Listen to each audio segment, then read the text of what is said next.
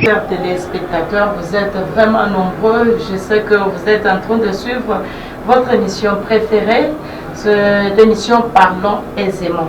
C'est une émission d'information, c'est une émission d'actualité, c'est une émission qui vous met à la une de l'actualité. À la présentation, c'est Irène Boumicha, comme d'habitude. Mise en onde ce monsieur Dio qui nous assure la mise en onde de l'autre côté de la baie vitrée.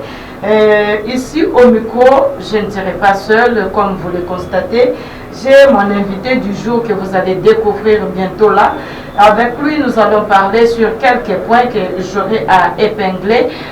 C'est un politicien. Aujourd'hui, l'émission est à caractère politique. Soyez les bienvenus et asseyez-vous très bien. Je sais que vous serez très bien informés et bien orientés parce que notre invité du jour est vraiment enraciné. Ne vous en faites pas. Soyez vraiment attentifs. Nous allons les recevoir sans plus tarder. Bonjour notre invité. Bonjour madame la journaliste. Merci beaucoup pour avoir répondu à notre invitation aujourd'hui. Vous allez un peu vous présenter à l'intention de nos téléspectateurs.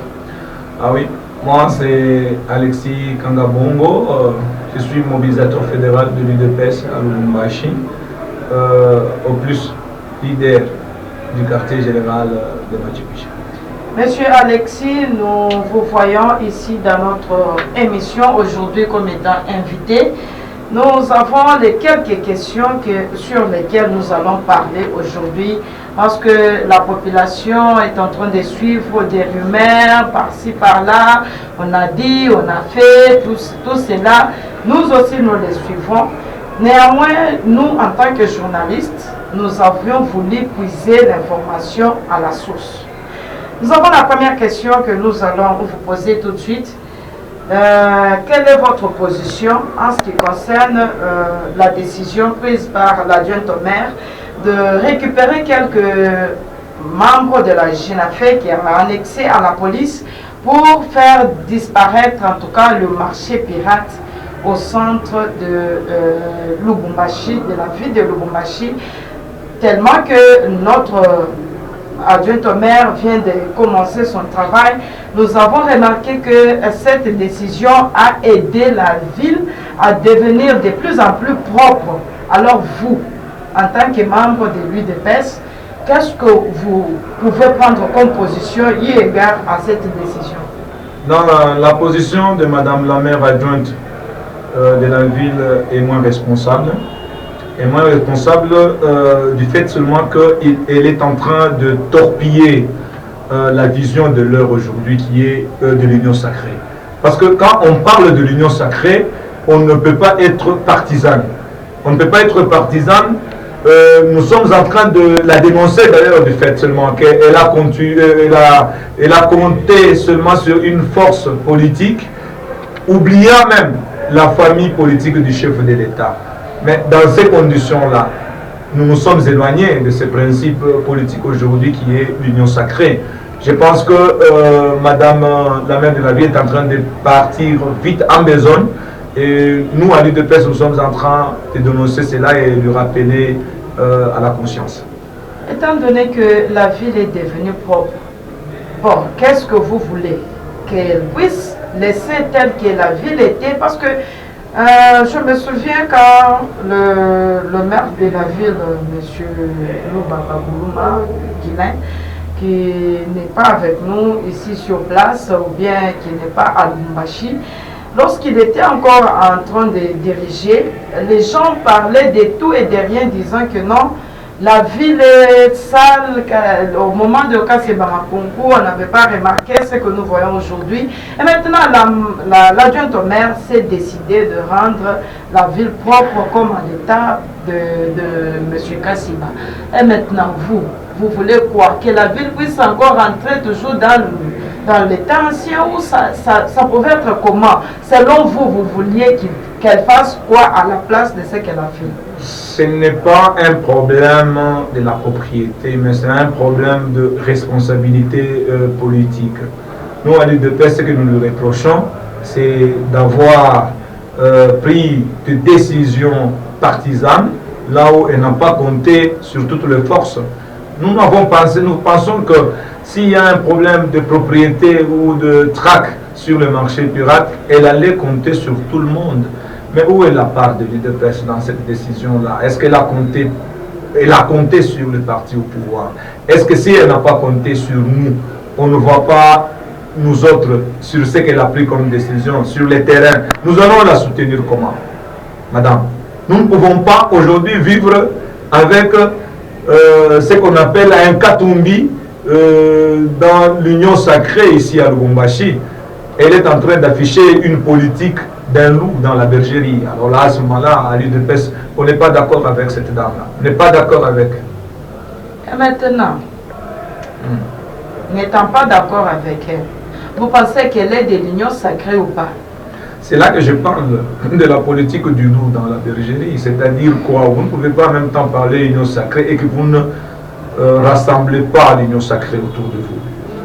Vous savez qu'aujourd'hui, à l'UDPS, nous dénonçons du fait qu'il a donné ça aux gens de l'INAFEC. Or, l'INAFEC, c'est une branche de l'union sacrée. Elle pouvait partager les responsabilités UDPS, INAFEC, ensemble, ainsi de suite. Mais c'est qu'elle n'a pas fait. Et là, pour nous, c'est déjà de l'obstacle. Et maintenant, à ce que je sache, l'union sacrée n'est pas seulement composée de l'INAFEC et l'UDPS, vrai ou faux? Non, je parle d'abord des ténors ici à Lubumbashi. Vous savez qu'à Lubumbashi, aujourd'hui, s'il faut parler des partis politiques bien assises et populaires, nous n'allons pas absorber l'UDPS et l'UNAFEC, y compris même Katumbi.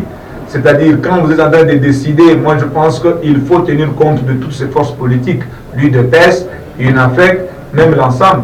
Et là, à ce moment-là, quand on se met tout le monde ensemble, on se retrouve, on parle maintenant de l'union sacrée. Mais comment la dame ici, d'abord, elle est de quelle tendance? Elle maintenant, en faisant cette histoire là-bas, elle est de quelle tendance? Et maintenant, si tel est le cas, pourquoi ceux de l'ensemble ne se sont pas indignés pour parler du n'importe quoi ou agir n'importe comment devant la décision de l'autorité seulement de l'UDPS? Ah oui, madame, vous allez vous rappeler qu'en prenant le pouvoir en 2018, nous avons trouvé les gens de l'ensemble qui ont partagé avec Kabila pendant 18 ans. Nous avons trouvé les gens de l'INAFEC aux affaires et que peut-être l'innovation aujourd'hui serait aussi de voir les gens de l'UDPS dans des responsabilités. Mais c'est que la dame là ne donne pas comme opportunité. C'est pour cela que à l'UDPS nous agitons. Et maintenant, si on peut aborder sans plus tarder la deuxième question, ou bien le deuxième volet de la question, en ce qui concerne les motards. Des embouteillages que nous voyons dans plusieurs tronçons du centre-ville sont causés par les motards, selon les constats de l'autorité en place. C'est ainsi qu'elle a pris la décision de ne plus voir les motards au centre-ville. Vous êtes au courant de la situation et maintenant, quelle est votre position eu égard à la décision de l'autorité? Mais il y a plusieurs nécessités qu'il faut faire en dehors de s'acharner aux motards. Vous savez que le maire Lubaba Boulouman qui est parti à un certain moment, il a tenté aussi de combattre les motards, mais derrière le dos de la cuillère, c'était une menace contre l'UDPS, la mobilisation de l'UDPS. C'est-à-dire qu'aujourd'hui, nos amis qui ont soutenu le régime de Kabila, ils trouvent qu'en ville, la plus grande mobilisation de l'UDPS se passe chez les motards.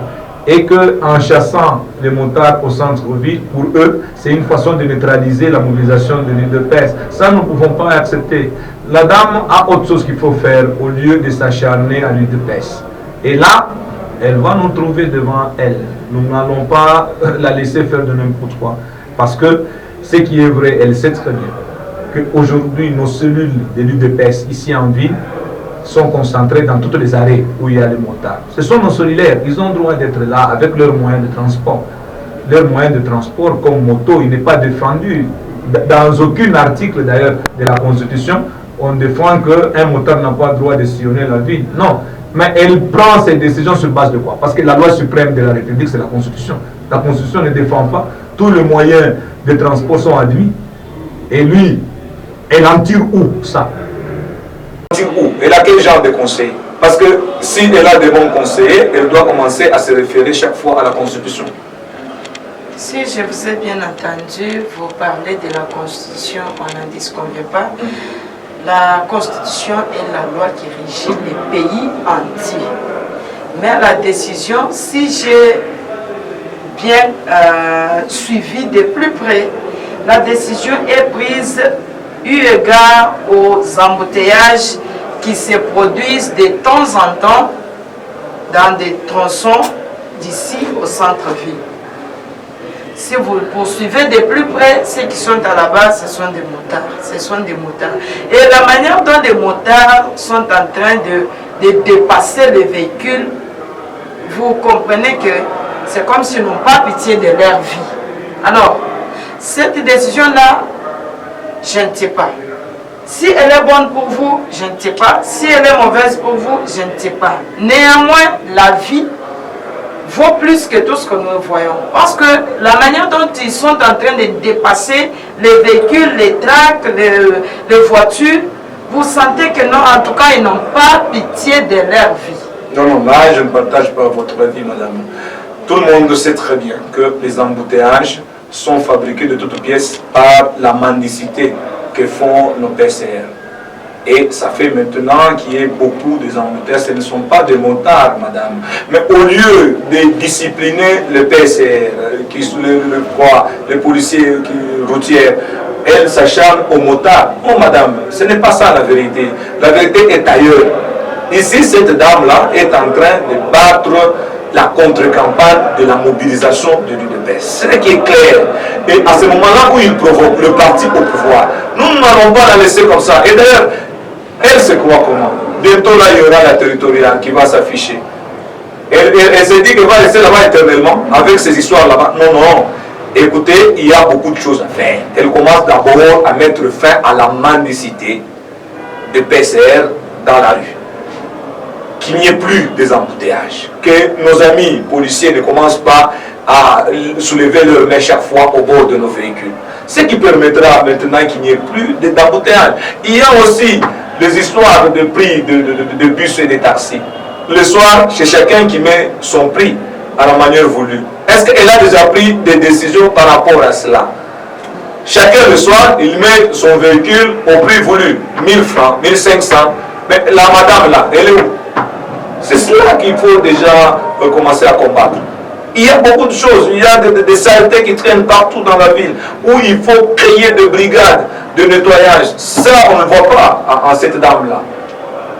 Il y a des désordres dans des marchés par-ci, par-là. Là où on fait payer les taxes de l'État chaque jour, qui n'entrent pas dans les poches de l'État. Mais elle est où, la dame-là? Voilà. Maintenant, si j'ai bien compris, vous dites que derrière cette pensée-là, elle cache encore autre chose qui n'est pas encore sortie. Mais vous, comment l'avez-vous su? L'anguille sur roche. Parce que nous l'avons vu. Et la preuve, c'est cette nomination de nos amis de brigade contre les marchés pirates. Et elle n'a pas tenu compte de l'UDPS. Elle n'a même pas signalé à l'UDPS qu'il y avait une décision dans ce sens-là. Elle a mis une affaire directement, sans nous consulter, sans qu'il puisse tenir compte de nous. Directement à ce moment-là, celui qui n'est pas avec nous est contre vous. C'est cela. Il faut voir déjà que cette dame madame-là, elle est là pour la contre-campagne de l'UDPS. Et nous, cadres de l'UDPS, nous n'allons pas le laisser faire. Abordant la deuxième question, laissons d'abord la question là de madame l'adjointe au maire. En ce qui concerne le marché pirate, le motard en tout cas, vous avez parlé et la population a suivi. En ce qui concerne les deux fédéraux de l'UDPS ici à Lubumbashi, peut-être ça peut aussi être l'une des causes qui a poussé à la dame de ne pas consulter l'UDPS parce que les deux fédéraux sont retenus jusqu'à présent à Kinshasa. Je ne sais pas. Je n'ai pas parlé avec la dame sur ce, néanmoins, c'est mon analyse personnelle. Alors, je voudrais savoir votre décision en tant que membre de l'UDPS, leader de la sensibilisation des jeunes ici au parti. Quelle est votre décision en ce qui concerne les deux fédéraux, M. Mikobi et M. Tshibambu? Ces deux fédéraux sont déjà désavoués par la base et toutes les structures du parti. Nous nous sommes mobilisés en masse, ce qui a entraîné leur convocation au niveau de Kinshasa. Et il n'en est pas question que la dame puisse dire que non, comme eux n'est pas là. L'UDPS n'est pas Mikobi et Tshibambu. L'UDPS, chez nous, toutes les structures fonctionnent normalement, les combattants sont là et nous ne pensons pas que c'est ce qui a motivé sa décision. Mikobi et Tshibambu ne reviendront pas comme des fédéraux, ils reviendront comme des membres de leur famille et ce n'est pas un problème qui peut préoccuper la mère. Ils reviendront comme les membres de leur famille et non pas comme fédéraux. Ça, ce sont les décisions que vous, en tant que membre... Non, le secrétaire général, dans son matinée politique, a pu préciser cela. C'est-à-dire on ne veut plus encore déborder la base, bien faire fâcher la base. C'est-à-dire la recommandation ne veut pas bien. Et surtout que l'UDPS, c'est le peuple d'abord. C'est le peuple. En tout cas. Parlons alors des élections, parce que ici chez nous, les temps, c'est l'argent. Avant l'heure, ce n'est pas l'heure, et après l'heure, ce n'est plus l'heure.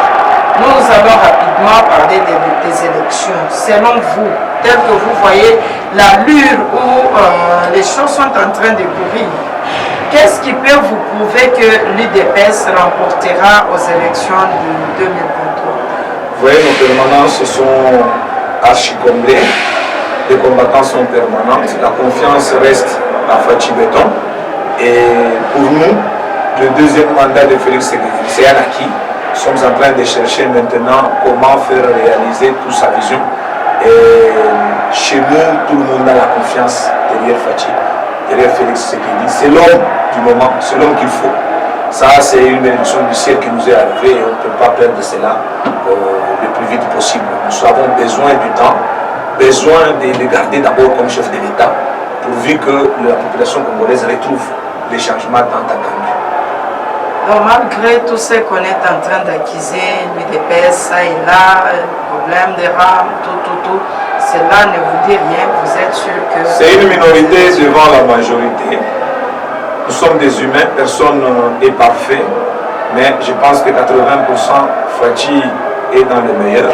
Et nous laissons aussi à la minorité des opposants de critiquer. Ça fait partie d'une démocratie qui est maintenant garantie par l'État congolais. Vous êtes les bienvenus dans notre émission d'aujourd'hui.